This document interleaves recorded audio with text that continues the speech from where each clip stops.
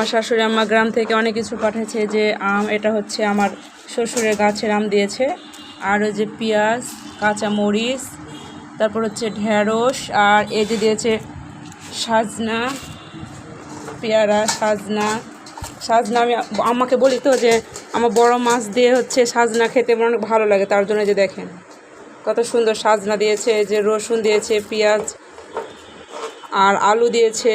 তারপর হচ্ছে আপনার দুধ, পরীক্ষা হচ্ছে তো আমাদের, ওই জন্য দুধ দিয়েছে। হাঁসের ডিম, এগুলো হচ্ছে আম্মা কিনে আনছে, যে হাঁসের ডিম দিয়েছে অনেক। এই যে দেখেন আমাদের গাছের লিচু, মানে বাড়ি গেছিলাম তো তখন দেখছিলাম যে গাছের লিচু হয়েছিল, তো এখনও লিচু ওইভাবে পাকেনি, তারপরেও আম্মা আবার পাঠালো খাওয়ার জন্য, তো বেশি আনেনি, 6-7টা আনছিল।